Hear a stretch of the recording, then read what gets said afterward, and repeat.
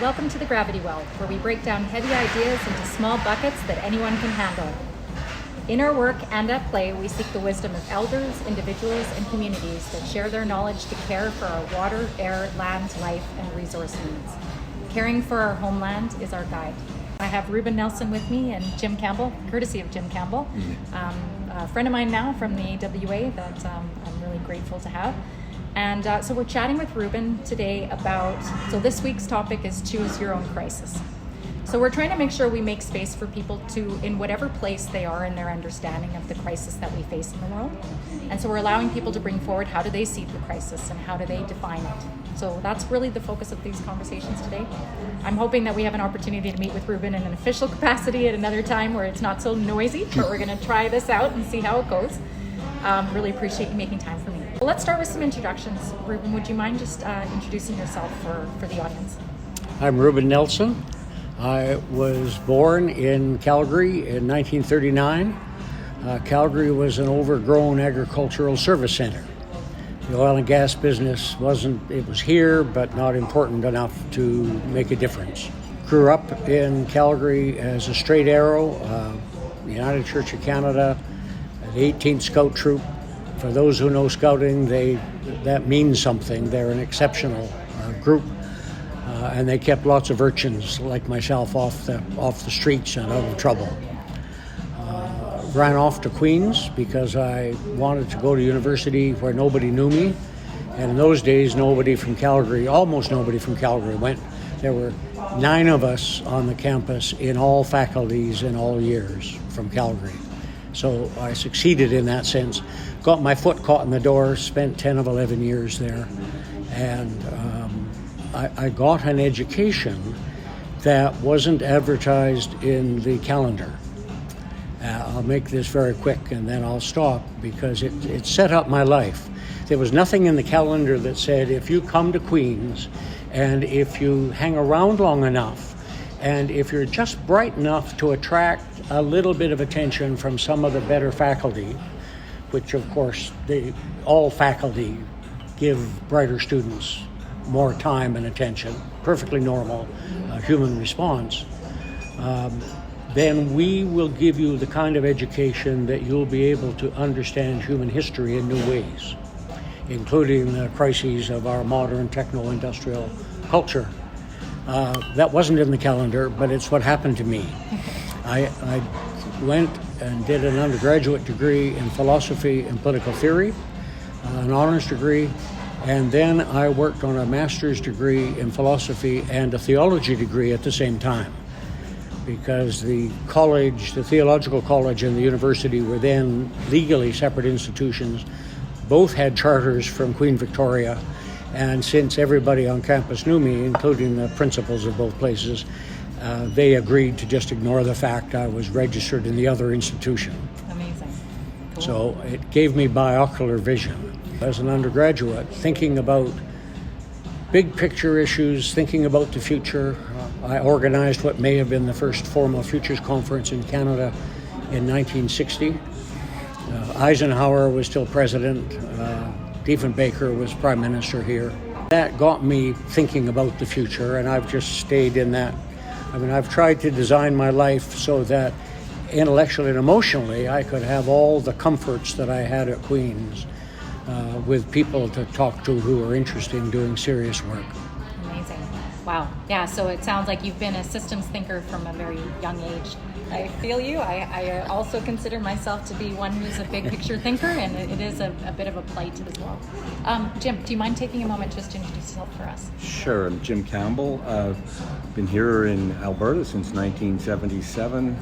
Came out here to work with young offenders and have had what I call a checkered career since then. But the common theme for me has been community, whether it's been the arts, environment, education, and what I like to think I specialize in is making connections between different kinds of people and bringing... Case in point today. Yes, and moving it all forward. Yeah, awesome. Okay, thank you so much. And yeah, we're going to get you to chime in as we go here.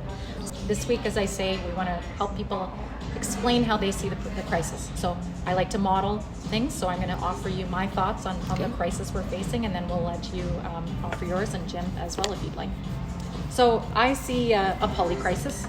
We went just a couple of weeks ago through the 9 planetary boundaries with my good friend Colin Smith, and talking about how we have, crossed at least 6 of those boundaries in terms of the Earth's stability. So one of the reasons why I'm in the world I am today is because I was in the oil and gas industry and looking at the cleanup and reclamation efforts needed. And this is one thing that Jim and I are quite aligned with, is land use and making sure that we're honoring, human impact, cumulative impact on our landscape, and not just talking about emissions. So my view is we have an ecological crisis, and we need to recenter our economies around the ecological system and social equity.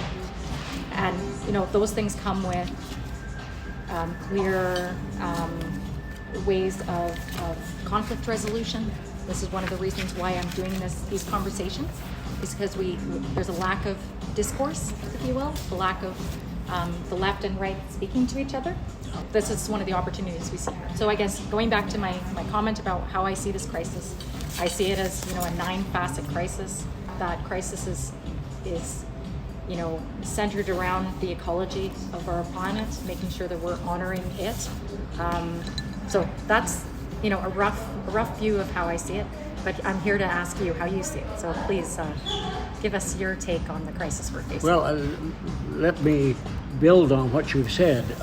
Most people don't understand that we face an ecological. Most people think the ecology is robust enough that no matter what we do with it. I've just driven down, because I live west of Calgary, driven around the new ring road on the west side of Calgary, which got me here sooner. The road did what it was supposed to do, but it also shows our normal attitude to the land in Alberta, that we've got so much of it we can be profligate with it. Yeah. One of the people who has become a dear friend, and I have a huge respect for, is Bill Rees. You probably know that name. Out at UBC, invented the concept of the ecological footprint. Okay. And worked, that was developed with a graduate student, but Bill is the one who conceived it. Bill is really clear that while most people today talk about climate change, and they blather about that, and lots of money is being spent, money that cannot be spent on other things, so that as a culture, we're making a bet that climate change is the biggest issue we face, because if it isn't, we don't have the money to deal with the second issue. Mm-hmm. It's not clear we have the money to deal with climate change, but we certainly don't have enough money left over if it turns out that, Bill Rees and others like him are right when they say that climate change is a symptom of ecological overshoot. Right. And that by that phrase of overshoot, they simply mean that we are consuming more of the Earth's renewable resources at a faster rate than the Earth can renew them. Right. And if you think of a bank account, let's assume you've got left a lot of money, and money in the bank will have interest, so that money will grow. But if you're spending at a rate that's faster than the interest, then bit by bit you're eating into the capital. And eventually the banker says, I'm sorry, you have to stop because you're bankrupt. Right. No more money. And that's the way we are with ecological overshoot. We are now destroying the ecology that we depend on. Most people, for example, don't understand that Canada is an oxygen importing country. This doesn't show up in the trade statistics that we have. So there's no place you would learn about this, probably not even Environment Canada. But the calculations have been done some years ago that given the oxygen that's created by the vegetation in Canada, and there's a lot of it, we actually use more than the Canadian landscape creates. So we depend on the Pacific Ocean primarily, simply because the Atlantic Ocean, the wind's blowing the other way. But if you stop about that and you're concerned about your grandchildren, it's a genuine question. Most grandparents aren't worried yet that their grandchildren will die just by being asphyxiated and not having enough to breathe. It's one of the possibilities out there that we don't even think about, that we don't even know enough to, and that we who don't know enough includes most deputy ministers, most CEOs, most Anglican bishops. Shouldn't just pick on the Anglicans. You can pick on moderators of the United Church or Catholic bishops or your favorite. One of the biggest changes in my lifetime is that the world I grew up in, if you drew it as a bar graph, let's assume you've got a bar graph and the y-axis goes from 1 to 100.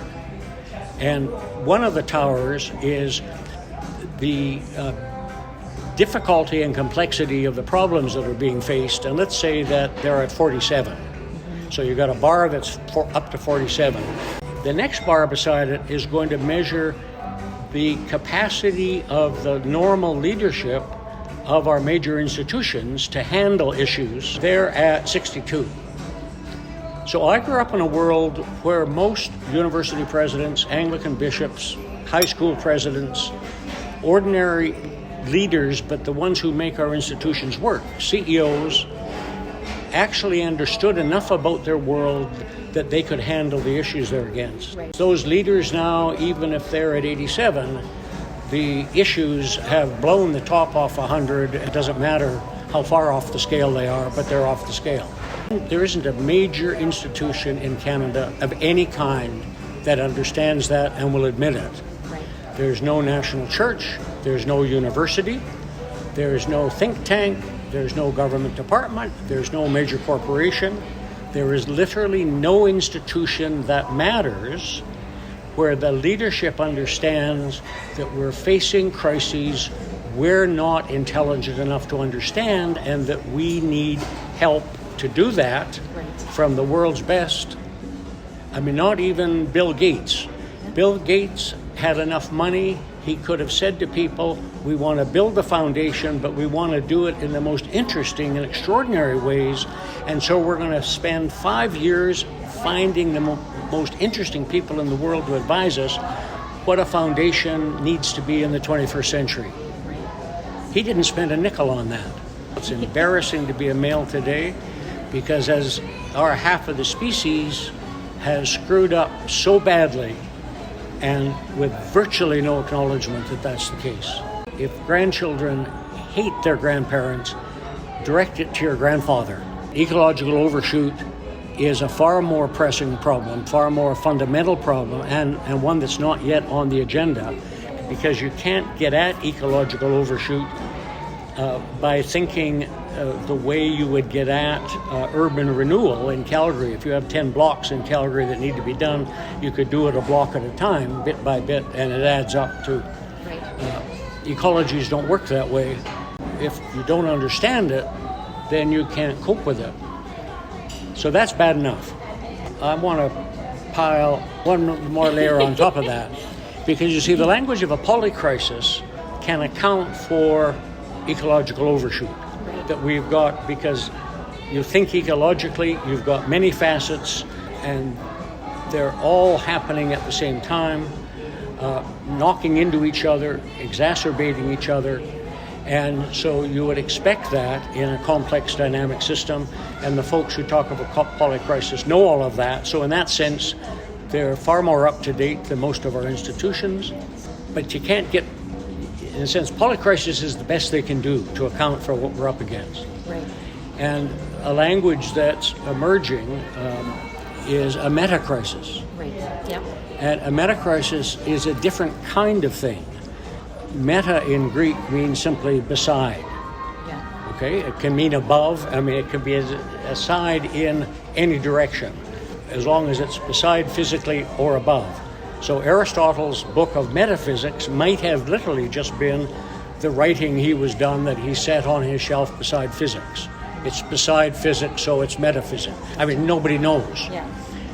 Metaphysics now has a reputation of not just being beside physics.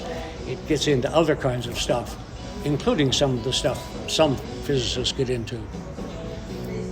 But a metacrisis is the kind of crisis that Indigenous people know about, that women know about, that the Global South know about. That's a crisis where the fundamental, the message that is being given most often is shut up and listen you don't understand me, you don't understand us, you're doing all kinds of things that will fix us and help us, but since you don't understand, then you're dangerous to us, your help is not helping. So what you've got in a meta-crisis is what Old Testament prophets said, or in the Psalms, that Israel, God's chosen people, Israel has ears but cannot hear, have eyes and cannot see. They are blind to what it is Yahweh is asking of them. You get the same thing from Jesus, that you can read the signs of the times to get the weather right, but beyond that you haven't got a clue what's going on. So a meta-crisis is, in my view, is a deeper and wider and more profound crisis. It's the container of the ecological overshoot crisis. But if it is the case that we face a meta-crisis, then we can't deal with ecological overshoot without dealing with a meta-crisis. And that sentence is not understood by most of the people who understand ecological overshoot. And I don't mean that nastily. No. These are among the best people. I'm honored that many of them are friends and colleagues that I'm in touch with. But the phenomenon of a meta-crisis that we face today is literally unique in human history. No people in human history have ever been faced, not as a species issue. There are people who, as small groups, have faced the challenge that if in some way you do not reconceive your world, you will die. But in a sense, if a group of people died, even when I was growing up, if a bus went off the road in Chile, all it got was 3 weeks later in the Calgary Herald, 1 column wide, 1.5 inches long, that a bus has gone off the cliff. Now, of course, we've got evening news and other things. We get it 20 minutes after the Chileans get it. Right. And so we're flooded with stuff, but without any help in sorting out what's the structure of the noise and the information that we're hearing. Yes. And the decisions we're making as a modern techno-industrial culture is that the bet we're making is that the model of information that's understood by technical scientists and therefore by technical people, engineers particularly of any kind, and scientists who deal with hard data, they are convinced, they have convinced themselves that information is one of the constituents of reality. But they know nothing about the soft side of processing information. Wilfred Cantwell Smith, as a Canadian historian of religion, devoted most of his life to thinking about how do we as human animals process information about the sacred. Or Northrop Frye, at one point the third most quoted academic in the world, after Jesus and Karl Marx. Frye spent his life thinking about the human imagination and human consciousness and the way we process information, and he would argue, if he was here today, that thinking that information is something that physicists can define and is a nice hard product, and it's the same everywhere through all time and eternity, is just silly. It's an undergraduate mistake. And if you had a decent education, but of course a decent education in their terms is an education that's deeply in the humanities. And in my lifetime, it's the humanities that we're abandoning. Yeah, 100%. We have been closing liberal arts colleges and humanities faculties left, right, and center. And the Alberta government even says to universities that we will pay you per student on the basis of how many students want to take that course. And so if there are 8 students want to take a philosophy course and 180 want to take an engineering course, the University of Calgary or Alberta get more money for the engineering course than philosophy. So that even systemically, we're building this into.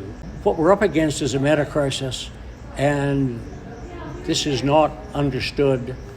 There's no institution in the world that has a staff of even 100 professionals that says the premise of this institution is that we face a meta crisis, and our job is to understand it and unpack it.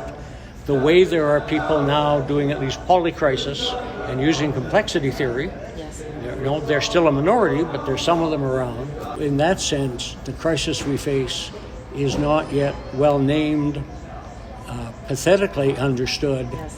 and it means the danger we face is far greater than grandparents understand. I'm going to parrot back a few things that I heard in there, and then Jim, you're welcome to do the same. So one thing you said that really struck with me, and something I realized when I was in the industry, is this problem is bigger than the oil and gas industry. Like we've talked about emissions. A lot of people like to say, oh, this is just an energy transition, we're just going to fix that. So I realized this is a government problem, this is a regulator problem, this is an everyone problem, right? That was the thing that sort of hit me. And so one thing I just actually read this morning is there's an argument that only 20% of the population have the capacity to understand complex system thinking. So we have a population, and 80% of the population isn't even capable of understanding what we're facing. So this is an evolution of thinking that is required. The other thing you talked a little bit, I heard, is, and I agree, so I look at this, when I state the crisis, I say it's a social, economic, and environmental crisis. So I've said polycrisis, but I agree with you in terms of the 99%, 1% problem. That's not your words, but my words. Unfortunately, we have to let some men take the back seat and let some women, and especially Indigenous, take the lead, right? We need to be open to learning here, right? We need to be taking the back seat and supporting people with the knowledge to bring solutions forward. So that's a big part of this that I heard from you. And then so the next question, and before I get into it, I'll just let you offer a couple comments, Jim, if you have any to add. From an Indigenous ecological perspective, I think about the arrogance we have in thinking that we are an indispensable species on this planet. That, as that great philosopher Ricky Gervais says, if we disappeared, the world returned to a natural wonderland in a few generations. And that's part of the arrogance we have to overcome. Sure. We are indispensable. And that's good news, because fundamentally, this Earth is green for the next billion years, no matter what we as a species do. We don't know how this will play out in the 21st century and into the 22nd. But by the end of this century, people then still alive will have a good bead on whether as a species we have any future at all. If we do, it will be as a more humble species, because the experience will have humbled us. If what people are worried about is the planet, it's green for the next billion years, because there isn't a ghost of a chance that the sun has enough hydrogen and it's got enough fuel that it's not going to begin to die in a way that will affect us for at least a billion years. People argue about that. Well, some say it's actually 4 billion. I don't care if it's a billion or 4, because that's way beyond my carrying capacity. Yeah. But it does mean that there's a sense in which, with a really long-term view, that the Earth is saying to us, you should be making me an offer that you can live with. Right. I can live literally as an Earth with any offer you make me, including the fact that you may kill off most of the birds and flora and fauna that have emerged in the last 600 million years. But if I got a billion years, the next evolution won't be the same, because the conditions are different. But if I can do all of this in 600 million years, I figure I can do something interesting in another billion. Right. Yeah, So the Earth in that sense is fine. We don't need to be crying at night long term about the Earth. We need to be understanding that what we're changing are the conditions of the Earth that we can live with. Right, of course. Which is not trying to say we're so special, but we are the only species that can have this conversation. Yeah, right. And therefore we have obligations Yes. that right whales and squirrels and grizzly bears don't have. That's right. And that's not to put them down, but it is to say To stand up for them. that we are this extraordinary species that in some way, people who say we're just an animal, I think are empirically wrong. We are an animal. No, quite. We got to come to terms with that. But we are an animal, as to use a different metaphor, we're a horse of a different color. Right. And that needs to be understood, and that's part of our learning. Our modern culture doesn't do deep learning. In this part of the world, where there used to be winter, if you're skating on a slough outside town, you would learn that if you move fast enough, when the ice was not quite thick enough to hold you, you didn't get wet. That's one of my images of our modern culture. We're trying to move faster and faster and faster. And the faster we move, the thinner our understanding gets, where what the strategy we need is to actually slow down and deepen our understanding. But you can't sell that. I mean, there are some university presidents who say, if you fund that, we'll do it. But they know there's no government in Canada that's interested in funding that. Right. Okay, so that gets into our next kind of area. Who should we be considering when we're talking about this meta-crisis? We need a group of people that are going to bring in different perspectives, passionate about deep learning and letting go of ego and understanding that we are representing not just human interests, but life on Earth interests. There's not a group that's understanding this. So for example, when we talk about politicians, this is a big piece of the problem, that we have these election cycles which serve short-term thinking, short-term interests, and we somehow need to get between that and change. 80% of the population doesn't understand this problem. Really hard to get people to be popular that have a deep compassion, deep understanding of this challenge. So let's just expand on that a little bit. Who needs to be in this conversation? So I've heard Indigenous, I've heard women. What other places? Well, it's a conversation for everybody, but that means that the tone of voice will be different and some of the content will be different, even though it's part of the same conversation. We can't have a culture in which 20% say, we're so bright, we can understand this, we're going to govern you and you just sit there and we'll fix you. This sounds like the male model that I was taught and grew up with. Now, not every male was that way. There were males at Queen's who modeled humility and deep learning. Queen's remain a small college that it was when I was there. It hasn't become like the University of Calgary, which is kind of Ohio State North. At this point, there's no established way that the conversation that you're interested in is being supported officially. Mm-hmm. So the Humanities and Social Science Research Council, SHRC, has had a program for some years now about thinking about the future, and it's mostly a failure because they weren't humble enough to say to the few people who understood how to do that work, none of whom are university faculty, to say, come and teach our university faculty how to do this. Proposals are made that claim to be thinking about the future, and SHRC ends up funding them, although they know that much of it is schlock.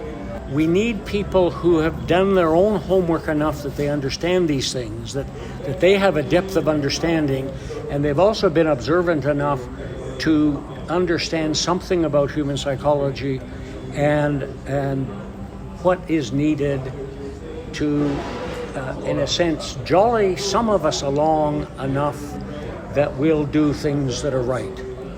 And we've had some prime ministers like this in Canada. My hero is Mike Pearson. Mike didn't run on a platform of the kinds of things that basically said, I've been around politics and the world enough to understand that the Canada I was born into is an early 20th century Canada, and that world is dying in my own lifetime, and Canada needs to become at least a late 20th century culture.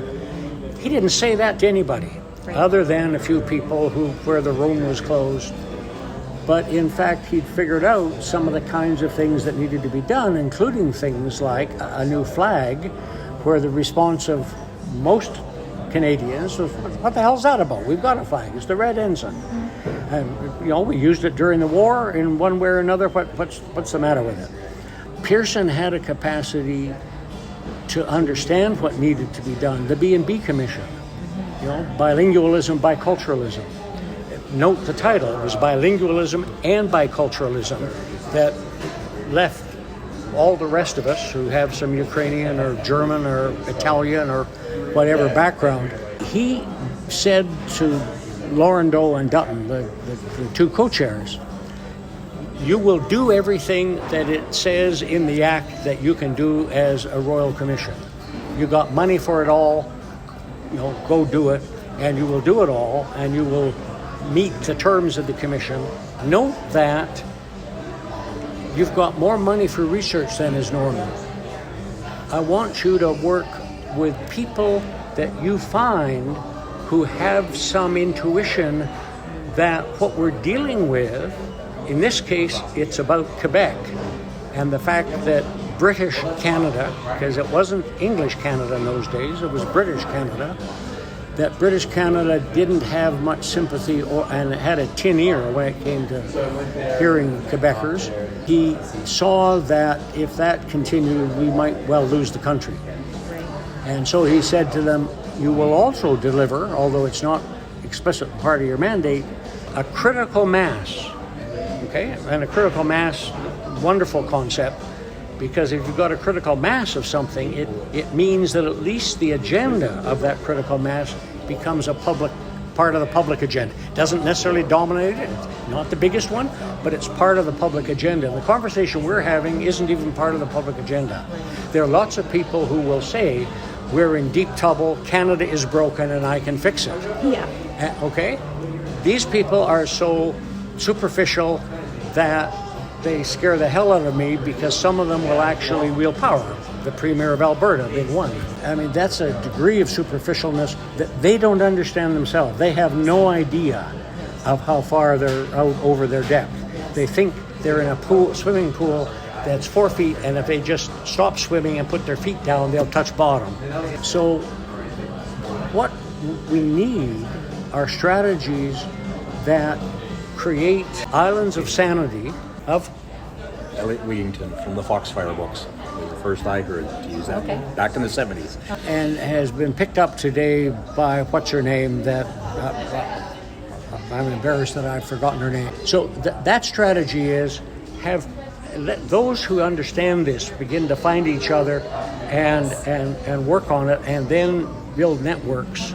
We do that kind of strategy with other things. I mean, the government of Canada funds national and international networks in a whole series of fields. It would be easy for a prime minister. Let's assume that what you need to do this well, I'm making a number out of the air, is $37 million a year. But $37 million isn't even a rounding error today. Yeah. So $37 million gets hidden in a budget of more than $100 billion. So that's easy to hide. And therefore you can do this in a way that is not secretive in the sense you don't want people to know. It's just not well advertised. You're just doing it quietly. Right. So there are lots of things that could be done by somebody in power who understood that there's serious work to do, and they understand enough about power and how it works that they can survive that. Mike Pearson couldn't ever convince Canadians that they should give him a majority government. He became one of the most significant prime ministers in our history, never having a majority, having an NDP to work with, God bless them at the time, and having Ellen McEachen to handle the finesse of parliamentary rules and all of that. And without both of those conditions, he would have failed. But he also understood what needed to be done. And that's what's lacking. If you ask, I'm going to make a statement now that I wish I didn't have to make. I'm not convinced there are 3 university presidents in Canada that you could give this kind of money to who wouldn't waste it. I'm absolutely confident that the majority of them would waste it, because university presidents have had to become fundraisers at a time when being anti-intellectual is fashionable among politicians. 100%. Yeah. This is the challenge. Do you have anything to add there, Jim, before we move on? Like, just in terms of who's who in the zoo, who do you think is critical in terms of moving us forward? You and I had this conversation. We were saying about groundswell, critical mass is, and I actually think that your comment about leadership, there isn't the leaders that are out there to understand it. So it's going to be some kind of collective group, everybody coming on board, realizing it. I mean, in the next few months, we're going to be facing a massive drought, which, if there's any silver lining to it, is it's going to bring this forward. Is there are limits. There are limits, and we have to deal with it. It's very much in front of us. You can't deny that there's no water.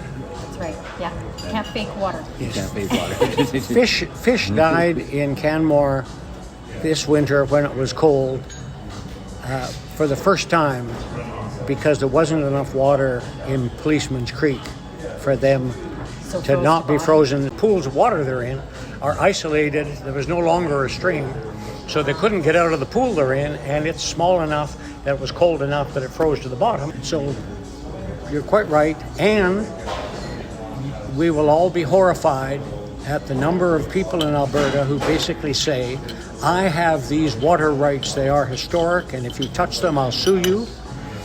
And so far, no government in Alberta has had the courage to touch that kind of thing. It's a third rail in politics, even in southern Alberta. And so if you're thinking that just because there's a drought next summer, that magically we will come together and deal with it, the track record in Alberta is the closer we get to crises, the more people with the power elbow the other folks out of the room. That's our actual track record. Yeah. I don't expect that to change until the suffering is far wider and far deeper than it is. Yeah. Now, you've got to remember that Take Back Alberta is busy running around Alberta saying in rural Alberta that they have been so badly treated that they're already in a state that they should rebel.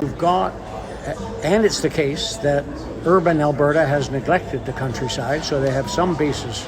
But it just means that you've already got conditions that set us up for something that's closer to the civil war that's emerging in the U.S. rather than joining hands and working together. And I definitely feel you. There's more resistance, more turmoil, more angst, more corners right now than what I've seen in my lifetime.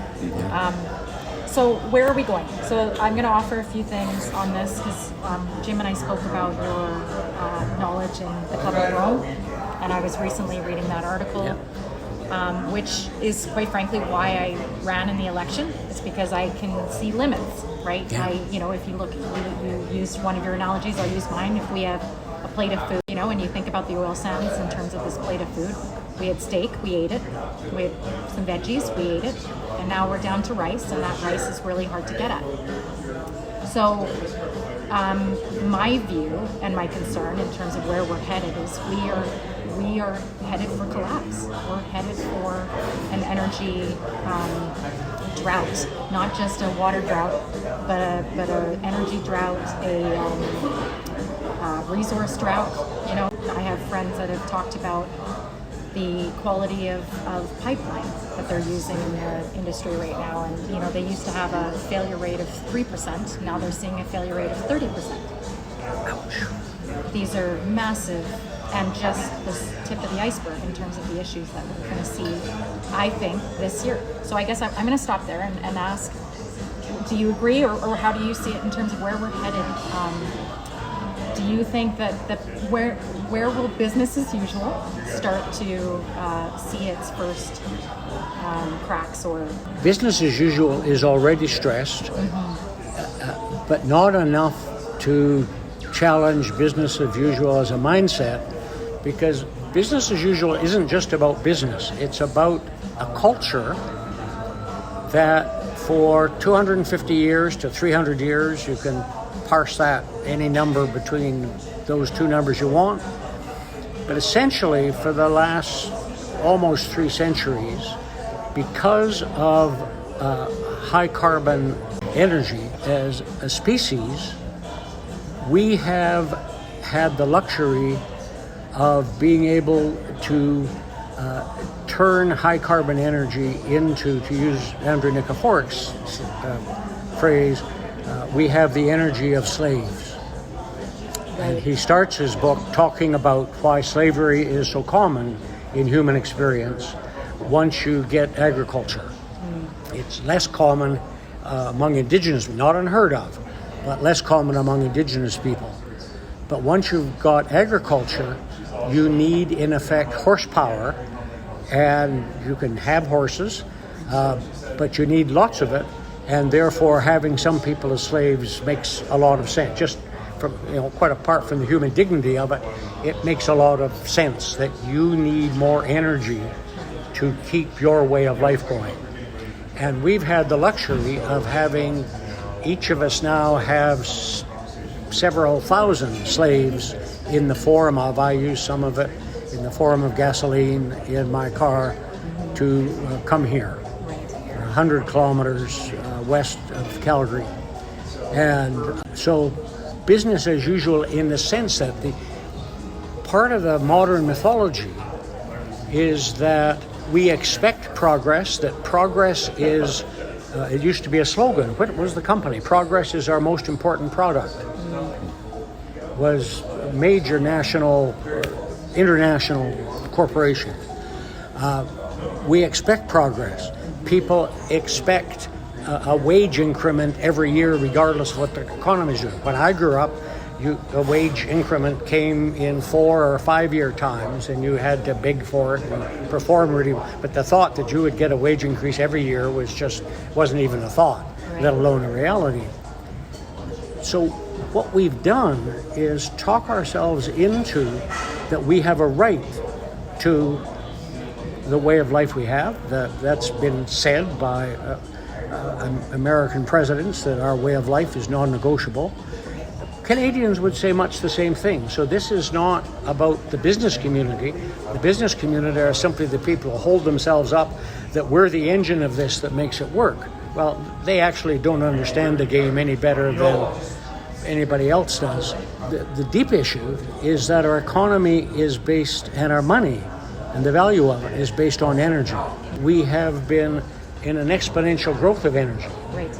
So in the last 35 years, we have used as much energy on this planet as was used, because it's the nature of exponential growth, in all of human history going back 300,000 years. Right. And that just seems, well, how could we do that? But you see, if it's exponential growth, we have to now, in the next 35 years, not just have as much as we've had in this 35 years, we have to do as much as this 35 years plus all the back stuff. Yep. It's cumulative. Yes. Well, there isn't a ghost of a chance that that's good. Well, shouldn't say that. There may be a chance. Let's assume that somebody actually achieves the fantasy of cheap energy and we've got it all. What does that mean? It means we're saved. Except all that means is we have a capacity to destroy the biosphere of the planet faster. Right. So we're on the horns of a dilemma. We have an economy that is destroying the biosphere, and if that continues, it destroys the conditions that allow us to live, and a whole bunch of other species. If we keep this economy going and we have the energy for it, which every Chamber of Commerce is arguing for, and the energy transition is arguing for, all it means is we're headed for where we started with Bill Rees and ecological overshoot. So if we don't do that, and we actually begin to pick up the theme of degrowth, that we have to learn to live with less, and the world's first major conference on degrowth was held in Strasbourg in Europe, sponsored by the European Parliament last year. So degrowth is beginning to be talked about in some official circles. So let's assume that we get into degrowth. The trouble is we've built an economy that also is the basis for social peace, that depends on economic growth every year. And if we stop that, then we face social collapse, not through biological collapse. We face social collapse through social collapse. That was pointed out by John Calhoun, who famously built a heaven for rats in the 60s at the National Institutes of Mental Health in Washington, Bethesda. What he discovered is that when rats had absolutely everything that they would ask for, that they got to the point where they turned on each other and killed each other. If they got stressed too much, they turned on each other and killed each other. In the early days, when some environmentalists were saying, if we keep doing this to the environment, we're going to kill each other, or the environment will kill us. And he wrote this little piece saying, you don't have to worry about dying from the environment.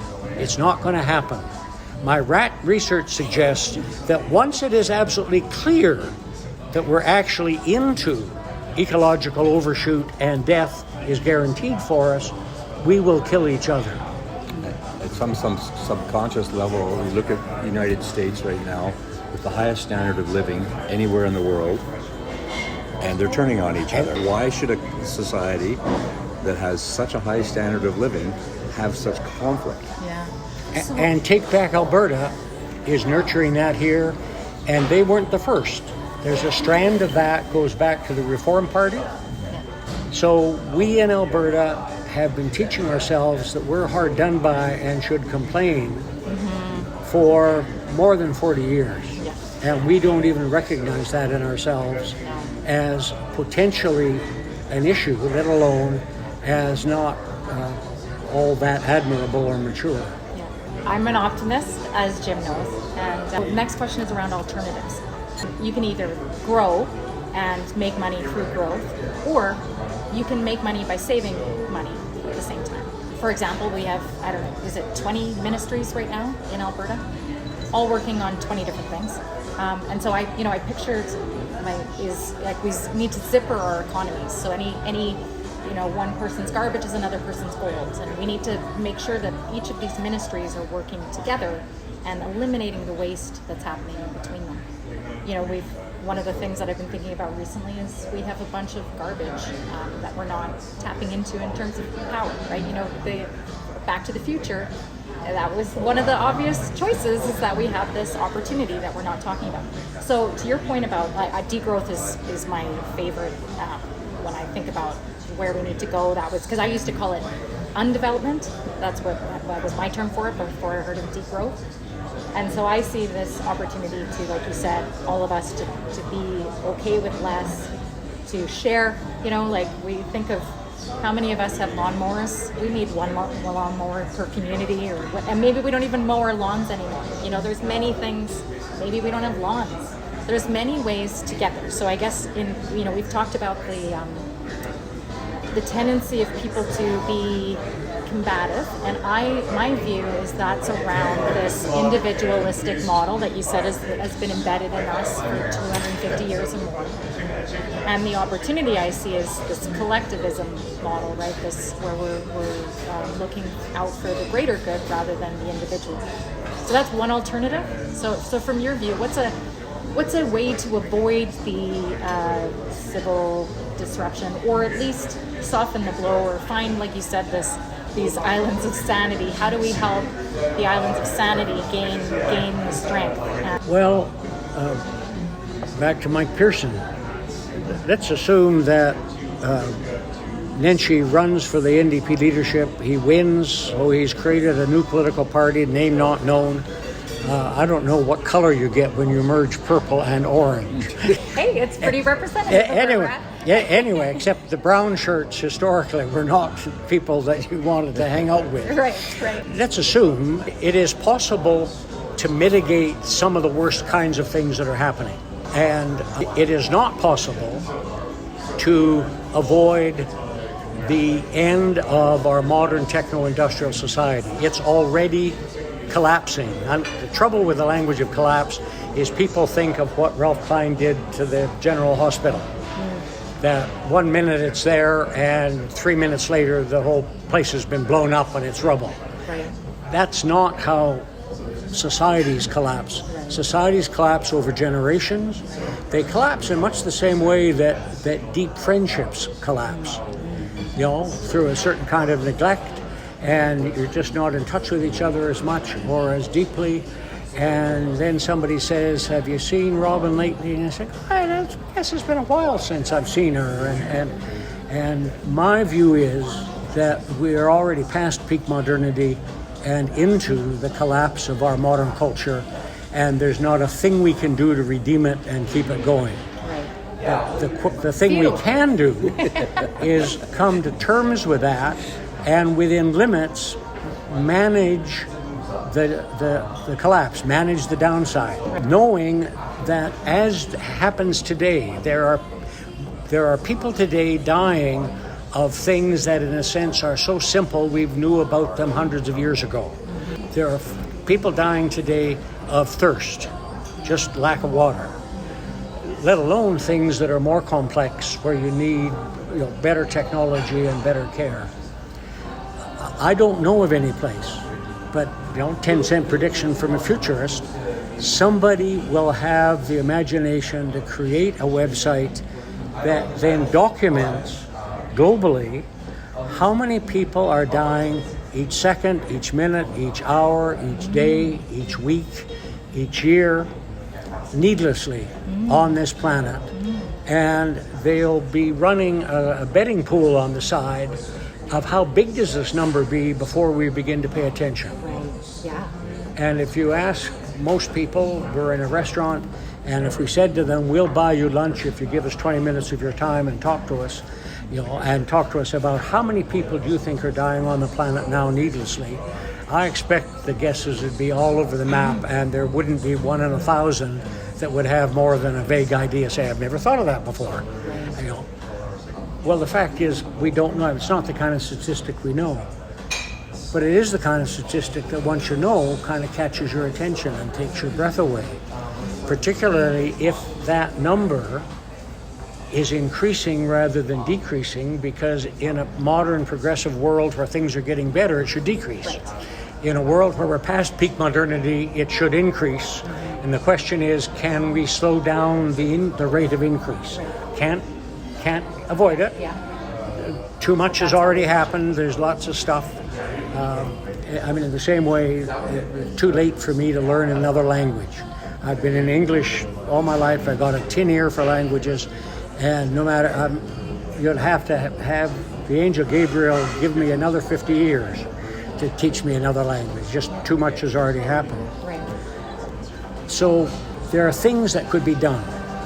If a 10-cent piece of advice for Ralph Nenshi is to actually put together a little group of people whose job it is to think about the steps we could take in Alberta that are below the radar. They're not secretive enough, so happily, in a sense, to talk about them. But most people will look at them and either say, what the hell is that? And think it's not important enough to worry about. What would you begin to do now in your first term that would help set us up over a 10-year period? What are the things up your sleeve that then 40 years later people would look at and say, over this period of time, look at the number of things that we now take for granted, none of which existed before he became Prime Minister. And people who work on political platforms today don't tend to think about those things. They think about the 80% who can't think, and therefore what do they want? Because democracy has become the people know what they want and you must give them what they ask for, yes. Which is so crass that it makes your skin crawl, which isn't to disown them. We, the upper classes in our culture, the people who have been to Queens, God bless us, and other places, have abandoned most Albertans, the 80% who can't, which is why Take Back Alberta has people to talk to, who are, by and large, who have suffered, who are not well enough educated to make sense of the world they're in, and that's not their fault. They didn't set school leaving age at grade 10. And we've allowed people all my life to leave school at grade 10. Yes. on the assumption that grade 10 was enough to make sense of an increasingly complex world. And we weren't even bright enough to have that conversation and say, no, we got to go, that's got just not up to high school, it's got to be some after high school stuff, and therefore that has to be like high school, that it's done on a taxpayer's basis rather than by tuition fees. But that sounds too collectivist if you just do it ham-fistedly. There's a range of things that could be done, but many of them are more profound than the kinds of things people are now talking about, because what isn't understood. And so here's where, gently, I want to punk your balloon. I think I understand why you say I'm an optimist. Okay? Because people want to be with people who, in their view, have good energy and they say they're good to be around.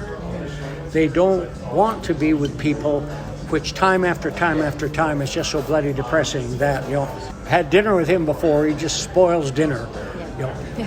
And I understand that. So let's change optimism to, we want to be people who help create synergies and create human energy. It's one of the things, we're the only, shouldn't say we're the only species, but we're a species that can actually counter entropy. And that is by being together in ways that if you put Jenny and Jim and I together, it's not arithmetically, which is 1 plus 1 plus is 3. The relationship is either less than 3, that we have in some way harmed each other and have left each other diminished, or it's more than 3, because we've left each other in some way with things to think on and chew on, and there's more of me as I leave. So that's interesting. So how would you do social policy as if human relationships are the key to human synergy and well-being? So that means you need a social policy that is not collectivist, we're not going to use that language, but it is relational. That maps on to a bunch of physicists who are discovering the relational nature of reality, maps on to some people doing agriculture, learning much the same thing, that you can't do permaculture without understanding relationships. There's a whole set of people who, in their own way, are on a journey from taking life as piecemeal in different silos to it being relational, which also means it's contextual, because you don't have to understand the context of a silo, it's just there by itself. Whereas if life is relational, you have to ask about the history and the context. So it also means that life is inherently social. It means that it's inherently historical. We shouldn't have done what we did in Alberta, and that was create a culture that looked as if it was anxious to abandon the countryside and move into urban centers where you could have all the good stuff, because frankly, people in Calgary didn't give a rat's ass what happened to Vulcan or Chinook. Now, Chinook's a place that doesn't even exist anymore, and if you don't know where Chinook was, I can guarantee you can't find it, because there isn't even a foundation there. There is no indication in Chinook that there was ever a small town here. It was a watering place on the CNR east of Hanna, on the line that went from Calgary to Saskatoon. The people who are preaching the Take Back Alberta stuff have some basis of complaint that we who now own the damn place have been negligent and cocky. By and large, we still are, because we talk about smart cities and those kind of things. We've made sure that the economy in Alberta was such that the oil and gas economy, as you know, you were in it, spills out into the countryside to fill their restaurants and fill their motels, because a lot of the work is done there. So they got that, but we did not care that the kids left school and that eventually the school had to close. We did not care that at one point they had a hospital, and it's old and had to be replaced, but it wasn't replaced with a hospital. It was replaced by a place that was open 8 hours a day, Tuesday, Thursday, and Saturday, for a little bit of health care, and if you wanted anything else, you had to drive to the big city. The deep learning we have to do, so we need a degree of humility and honesty from our politicians. And you're hard-pressed to say, well, who might that be? The depth that we have to go, we have to realize that and this is back to my Queen's education, you couldn't do political theory without understanding something of foundations of political theory, because Alec Corey and Ted Hodges wouldn't let you do that. And you couldn't do philosophy with Sandy Duncan without understanding some of those things. The intellectual foundations of modernity are simply empirically wrong. Reality is not what we who became modern think. There were some serious mistakes made in the 17th century when the Royal Society was formed, and we were all gaga about science, and we're still reinforcing a lot of that. So there's work to do to say that the modern dream, you hear it from everybody. We have to improve what we've got. We care about each other. But essentially the project of every political party is to keep and improve the modern project and keep it going. What I'm saying is we're past peak modernity. The modern project cannot be saved. It cannot be kept going. The only question is the nature of its collapse and whether that we learn enough through that to actually shift to foundations that turn out to be the foundations of the next form of civilization. Human beings, we have invented 3 forms of civilization over 300,000 years. We've learned to live as indigenous people, and as any indigenous elder will tell you, that is so different from being modern that you moderns can't even begin to understand that we don't live, that it looks as if we live in the same world, but the world is not the same world.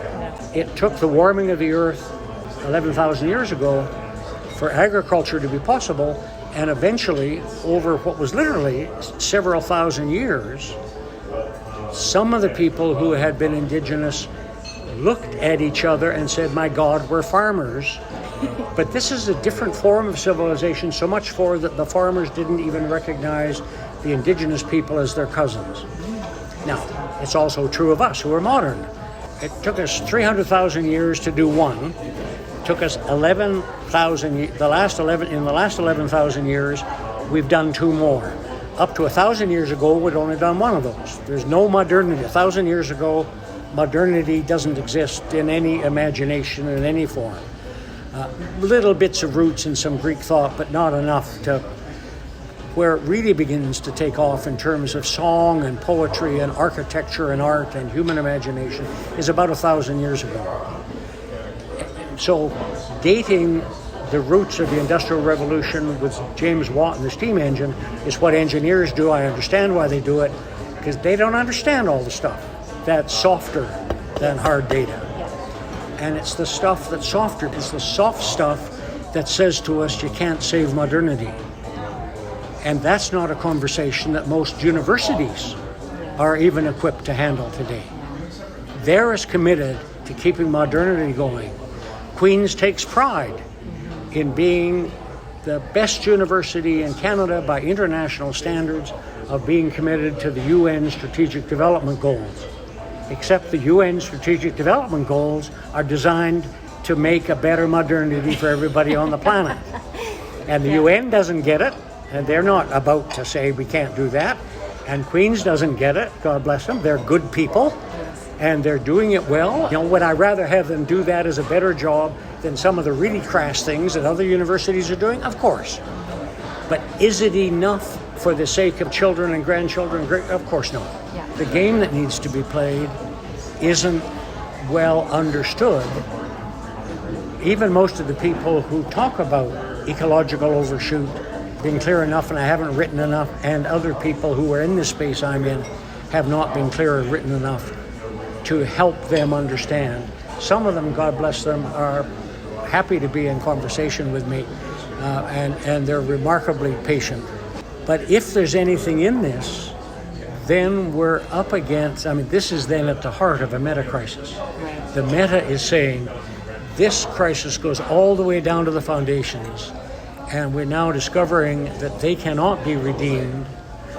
On the other hand, you don't have to, they can be people, we together can support each other in ways that even though they were built into us in all kinds of ways, and into our language and street patterns and clothing patterns and God knows what else, that we're not so stuck with them that we can't evolve from them, because human history is a testimony that new forms of civilization actually do emerge. So empirically, if something has happened, then in principle it can happen. Right. And so in that sense, I'm not an optimist that will it happen, but I have enough understanding to have a deep hope that there are strategies we could use that can we avoid a whole bunch of tragedy? I don't think so. But can that tragedy be more than just wasted? It's tragic when tragedy is wasted if nothing good comes out of it, as opposed to saying, look, we set ourselves up for tragedy, we were able to mitigate some of it, it was less than it could have been, we're going to go to our death being accountable for. But in the process, we help identify and lay the foundations for the next form of civilization. That can sound like just modern male talk. And then you're into what Quakers know. Because what Quakers know is that authority is found in the tone of voice. If you don't know what that means, Quakers just smile and say, you haven't been to enough meetings. Because it can't be explained to you. You just keep going to Quaker meetings until you get it about who has the right to speak when, not the right as a legal right or as rules set out, but paying attention to the energy of the room and what's next and when there is silence and when there is not. And eventually you get it that, yes, authority is found in the tone of voice. Indigenous people are the same. Not all elders are old. Elders is a turn of mind of people who have a tone of voice that understands. And so not all elders are old and not all old people are elders, but you look for the people who have the kind of understanding that the tone of voice is such. Now that's interesting. It's deputy ministers rather than ministers who are the key to that. And so I'm going to do that, and we're going to change that, because I, as premier, get to sit in on any meeting of deputy ministers that I want to. If you begin to think about it in these terms, then it just invites people to sit around and have one of those popcorn meetings where ideas emerge. Let's capture that. And we end up with 37 different things, only 4 of which are actually worth pursuing, but the others are still exercises in stretching our mind and in helping us believe that this is serious work for the sake of the future of the earth and humanity and living species. So, I mean, at one sense, this then creates energy. It meets some of the criteria of optimism, except it's clear about, I'm sorry, you're actually going to have to put up with more death and destruction and lots than you like. But that ship has sailed. What we can work at is to what degree can we mitigate that? And the honest answer is, we have no idea. There are lots of people in the world. 8 billion people? There've got to be 10 million people on the planet who would understand this conversation. But we're not in the same networks. We don't know each other. They're absolutely scattered. 10 million people are not a critical mass of 8 billion. They are so marginal that they make no difference anywhere to all practical purposes, whether it's helping Albertans with the tar sand or whatever. So the work, and there are lots of people trying to put together networks to do the great work that they talk about. And for me, part of the tragedy is that if you scratch under the paint deep enough, most of them are quite understandably better efforts that mostly go on, but they're still trying to salvage and save modernity and improve it. Yeah, this has been phenomenal. Ruben, thank you so much. So the last thing we do here is just do some takeaways. So I'm just going to offer some things I heard from you, which I think are just so key. So relational efforts, I think, is something to really look at. This is something that Jim and I sort of were talking about last week in terms of coalescing these efforts from, like you said, these people that are otherwise isolated and, you don't even know they exist. Like you said, this conversation, I suspect, is not happening at other tables. Compartmentalization is something that you've sort of mentioned. To me, it's trying to break those barriers and making sure that we are, talking across boundaries that we wouldn't normally do. I really love this concept of throwing out half the caucus and replacing it with some different thinkers and allowing this space for creative thinking. The last thing I'll say around this is just being an optimist is not necessarily out of ignorance. Do you know what I mean? I agree with you. I think our goal is to save half of humanity right now, not all of it. To me, it's either it's an all or nothing kind of exercise, and so it's a matter of where we're going to land together at the end, right? But I do see this dire need to come together. So I guess, is there anything I'll offer you, Jim, if there's any takeaways you wanted to suggest, and then I'll let you. A lot of my background comes from individual psychology work, and by very nature of people, we change when we go through a crisis, whether it's individually or collectively. As I've said to so many people, I think of myself as a short-term pessimist, long-term optimist, is that if you look at the curve, yes, we're in the collapse of modernity, but we're also there will be an upswing, and we'll be into a new form of civilization is what we're moving towards. And we may not live to see that, but that will be the long term, that we will see a different way of being among each other. Yeah. So anything that you wish I asked, or anything you wanted to add? No, I want to reinforce that my experience in talking with people about these things is that if the conversation is small enough and intimate enough, that I've yet to find anybody who is not touched by it to some extent. In other words, the irony is, in that sense, there's no them out there. Right. No. Who are now? That doesn't mean that Canadian Association of Petroleum Producers, what they're advocating for, should just be followed. But it does mean that, in some sense, there's even voices in some of those guys and gals that their normal patterns of life don't allow them to have a conversation that would tap into this in a way that sounds like a useful use of time when they're at work, because of the mythologies we've got. So I want to be really clear that this is not about separating us from them. Yes. This is about the reframing that is so fundamental that there's a sense in which at that level there's no them. On the other hand, what there is one of the things that Jesus said from the cross, and that is, forgive them, they know not what they do. And that we who are modern in that sense, we really have, even most of our people who are leading our institutions have no idea of the ways in which they themselves are products of modernity, that their style of living, that the style of organization, the number of people who have a serious capacity to, in that sense, be a Mike Pearson are precious few. One hand is a high enough percentage. It's probably not even 5%. It may be 1.5%. And I don't mean that pridefully, but it speaks about the danger that we're in, and it speaks about that we have to be far more intelligent strategically about what we're doing.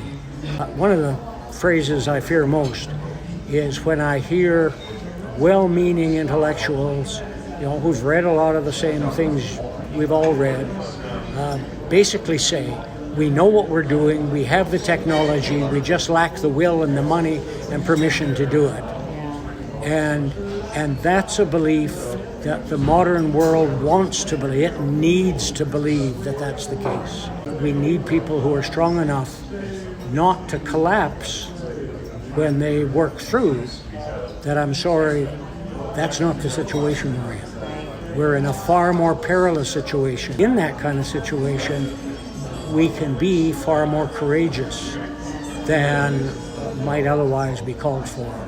And here you can read military or other history, not in every case, but lots of cases where people have basically said, what the hell, there's nothing to lose. We're kind of done for anyway, we got nothing to lose, let's try this. And this has turned out to be an extraordinary effort that have allowed them to stay in the game. And it's that sense of being willing, it's a degree of entrepreneurship that most of the awards for entrepreneurship don't even understand. This is about deep, deep civilizational pioneering. Yeah, I'm just going to close with the quote that I was using of yours before as we were talking, which is, now is not the time to be sowing seeds of distrust and incoherence.